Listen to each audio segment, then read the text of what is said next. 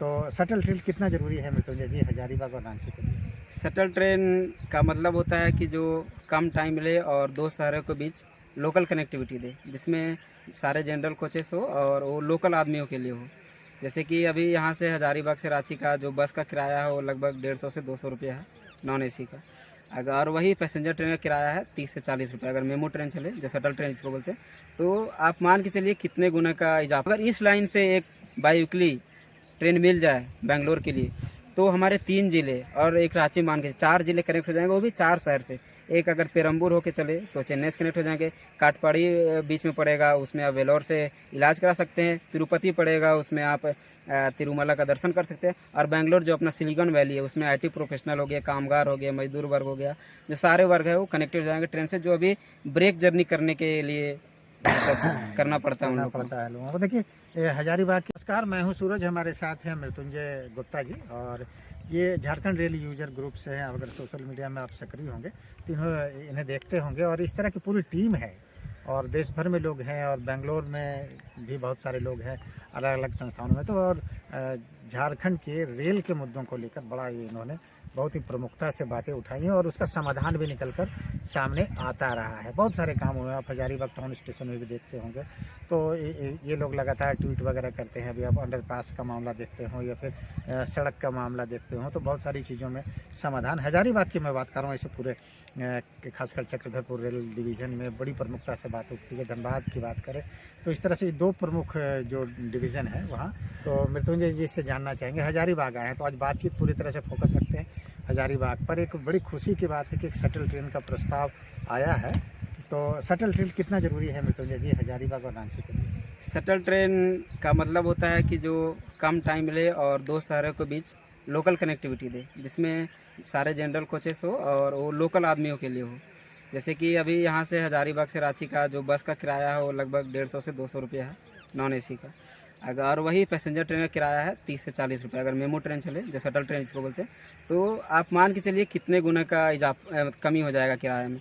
जो अभी व्यापारी है, जो कामगार है, वो अभी बस में 150-200 रुपये दे के जाते हैं। अगर हाँ छात्र हो, अगर वही शटल ट्रेन चले तो 30 से 40 रुपये में रांची पहुंच जाएंगे, जो कि एक बहुत बड़ा हजारीबाग के लिए फ़ायदा का सौदा होगा, जिसे छात्र हो, पेशेवर हो, कामगार हो, मजदूर हो, सारे लोग इसका उपयोग अच्छे से करेंगे। नहीं, कितना अंतर होगा? जैसे मान लेते हैं कि हटिया सांकी का एक्सटेंशन हो या शटल ट्रेन हो, तो उसमें क्या अंतर होना है? बहुत मतलब कि अंतर ज़्यादा नहीं होना चाहिए। अगर जो हम लोग का 2 प्रपोजल पेंडिंग है, कोडरमा बरकाकाना पैसेंजर का विस्तार हटिया रांची तक, या ECR अगर अपना क्षेत्र में करना चाहता है तो मिश्रा तक, जो कि सिटी में ही है रांची के, और दूसरा ट्रेन है हटिया साकी का विस्तार हजारीबाग टाउन तक। तो दिसंबर 2022 में इस रेलखंड का पूरा CRS हुआ था, तब से आस लगाए हुए लोगों की ये दोनों पैसेंजर ट्रेन का विस्तार होगा। बीच में कई मृत्युंजय जी हम देखते होंगे, जैसे दारीदाग है, हेयल है, बहुत सारे स्टेशन ऐसे हैं उसमें लोग तरस रहे हैं, लोग कोई ट्रेन नहीं, कोई 3 ऐसे हम्म। स्टेशन है। दारीदाग हो गया, सिद्धवार में तो जाता है, दारीदाग हो गया, झांझटोली हाल्ट हो गया और हेयल हो गया। ये 3 ऐसे स्टेशन है जहाँ पे कोई भी ट्रेन नहीं रुकती। वहाँ पे लोगों हॉल्ट है, स्टेशन है, एक भी ट्रेन नहीं रुकती।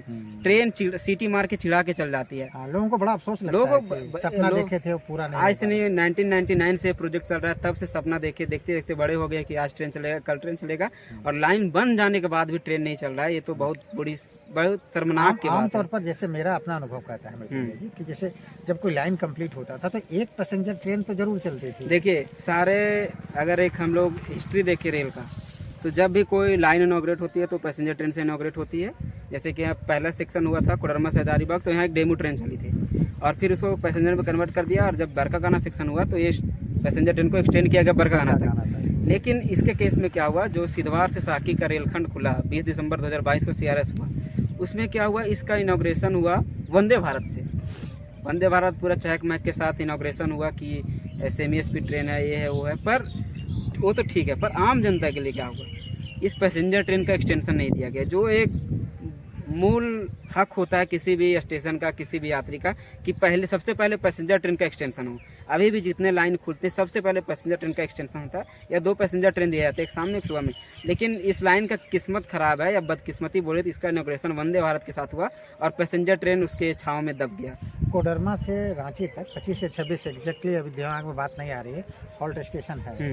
तो अगर ट्रेन का विस्तार हो जाता है, एक पैसेंजर या एक मेमू ट्रेन दोनों तरफ से चलती, तो कितना फायदा होगा? ये पूरे बेल्ट जो कोडरमा हो गया, हजारीबाग हो गया, बरी हो गया, चौपारण हो गया, बरकट्ठा हो गया, इधर रामगढ़ हो गया, बरकाना हो गया, रांची है, कुज्जू हो गया, चरही हो गया, ये पूरे जो अभी बस पे डिपेंड है, जो कि महंगे किराए में जाते हैं, 200 रुपया, 250 रुपया, 300 रुपये दे के, उन लोग को सहूलियत मिल जाता है। और ट्रेन का मामला है तो आरामदायक सफ़र होता है ट्रेन में, खुली हवा में आप ट्रैवल कीजिएगा, आपको ज़्यादा ना सब चीज़ का सुविधा रहेगा। बस में होता है कि थोड़ा सफोकेशन होता है, बहुत लोग बस अवॉइड करता है। अगर आपको हटियस ट्रेन पकड़ना है तो आप बस पे डिपेंड बहुत लोग नहीं रहते, उसको प्राइवेट बुक करना पड़ता है, हम लोग को भी कभी करना पड़ जाता है। तो वही अगर सारे मेमू से कनेक्ट हो जाए, पैसेंजर ट्रेन चले, तो बहुत ज़्यादा सहूलियत होगी।